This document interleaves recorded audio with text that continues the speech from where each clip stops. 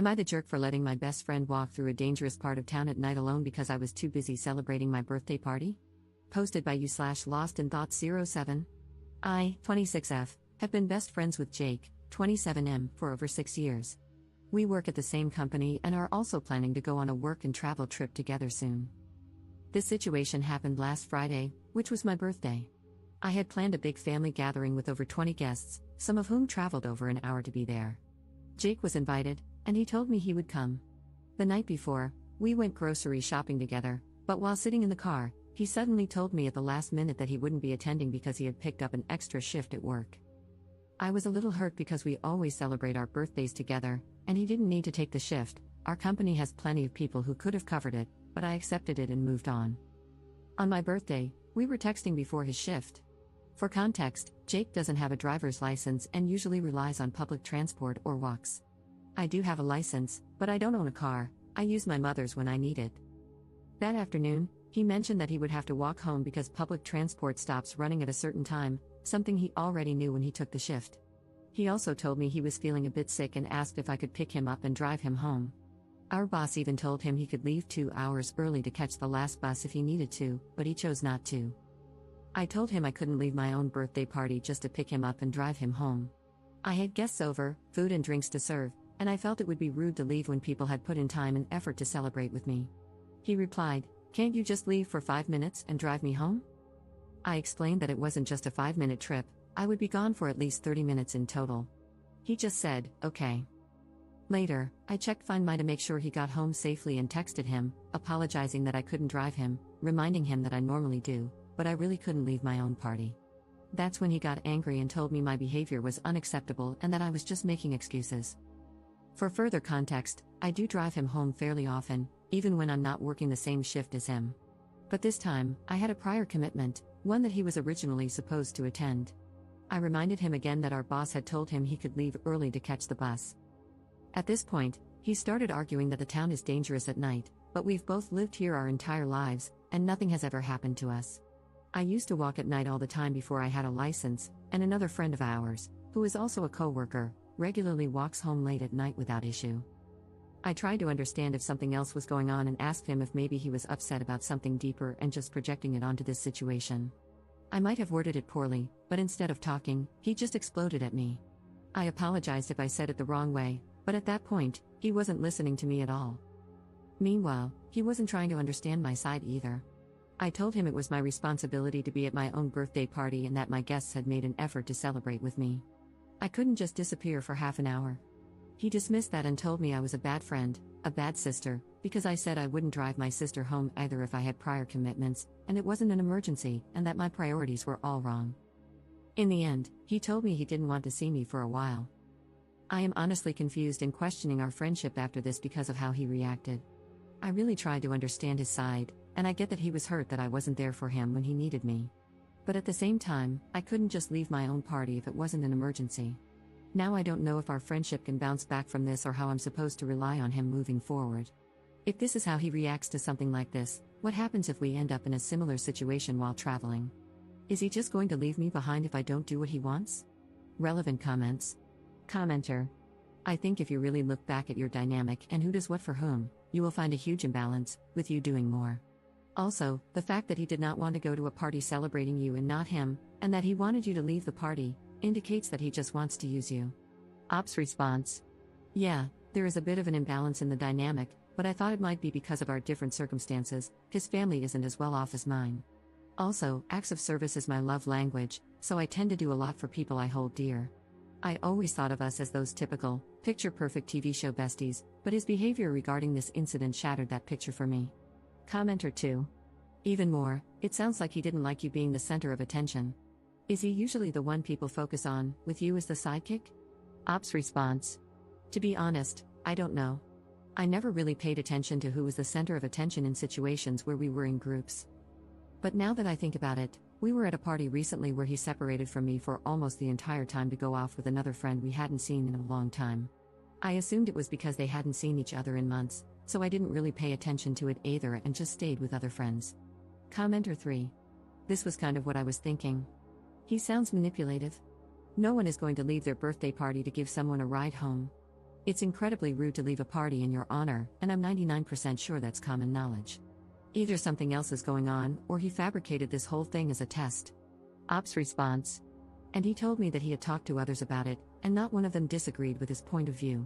That made me a bit insecure, wondering if I'm the jerk here, but I think the comments are debunking that. Thanks you all. I just would love to know what he told those people, or his thought process for that matter, because I would never react this way. The test could be a plausible explanation. He might have felt the need to test me before we go to another country for a year. That's the other thing I need to figure out, because if this is how he reacts to something like this, I can't rely on him. And even if our friendship survives, I can't go to another country with him as my support system. Update 1 day later. First of all, thank you all for the helpful comments. I never expected so many people to relate to this. I'm so sorry for everyone who has gone through something similar. To clarify something I've seen speculated in the comments, there are no romantic feelings involved. He's gay, so there was never any romantic interest between us. After reading a lot of comments and reflecting on everything, I've decided to go no contact, aside from necessary work-related interactions.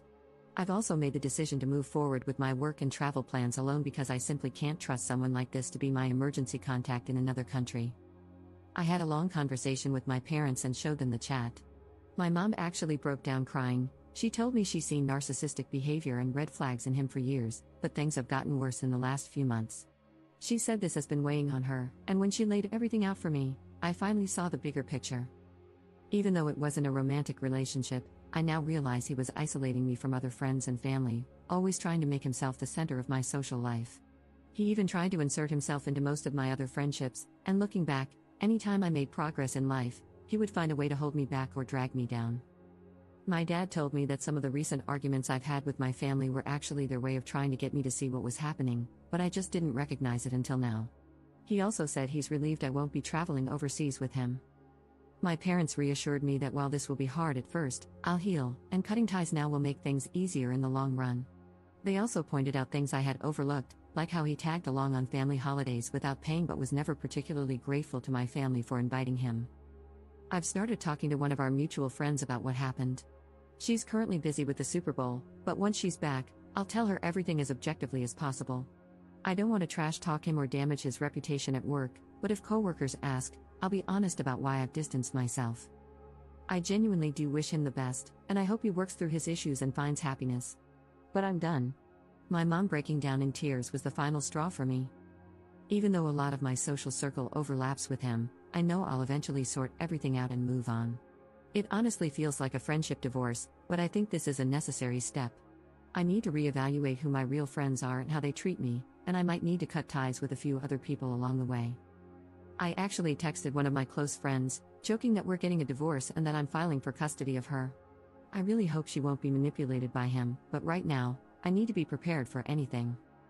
This won't be easy, but I'll cut my losses and move forward, hopefully toward a better future with better friends, ones I can truly trust and who put just as much effort into our friendship as I do. Relevant comments. Commenter. He overreacted the way he did because he had your entire birthday evening planned out. He intentionally took an unnecessary shift, distancing himself from your party and your time with friends. He declined the suggestion of leaving 2 hours early, which would have allowed him to get a ride home, because he was used to you caving to his manipulations and just knew he could convince you to leave your own birthday party for him. He had already contrived a false narrative to keep you away longer, preventing you from being celebrated by anyone other than him. When you stood your ground, thereby maintaining your self-respect, he didn't get his way. This was foreign to him, and he couldn't handle it. Now he's doubling down and still trying to manipulate you. His silent treatment was orchestrated to make you come running and apologize, but even that isn't working. I'm so proud of you because this seems like something big that's needed to happen for a long time. He sounds emotionally immature and very self-serving. Get ready, he's going to try to make this rough for you if you let him. Ops response. Thank you, but I will do my best not to let him try anything again. I'm even thinking of changing my job after the work and travel. Commenter 2. People have a hard time recognizing abuse in friendships. It's similar to how many people don't realize they're in an abusive relationship if there's no physical violence. Many believe that abusive relationships only happen in romantic contexts, not friendships. I've seen multiple posts over the years describing clear single white female situations, yet the op just can't wrap their head around it and doesn't want to accept it. When commenters point out that they're in an abusive relationship, they typically refuse to believe it at first, despite coming to Reddit for help because something feels off. They always think they're overreacting and want to give the benefit of the doubt. Abusive relationships can happen in any type of relationship. The sunk cost fallacy traps many victims in these situations.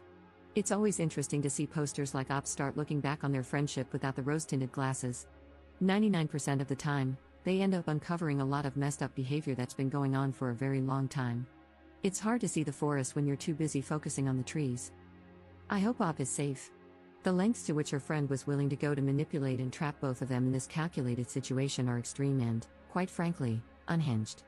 I wouldn't be surprised if this takes a sharp turn into obsession and stalking real quick. Just like in an abusive romantic relationship, her friend is losing control and has upped the ante. Now he knows his tactics weren't enough to get what he wanted. Once he realizes she's pulling the plug, things could really go off the rails. He's already escalated by screaming at her and piling on the guilt. He's going to escalate further, but how far will he go? Who knows? You can't reason with unreasonable people, and you cannot predict their actions. Op needs to be on high alert and should not underestimate him.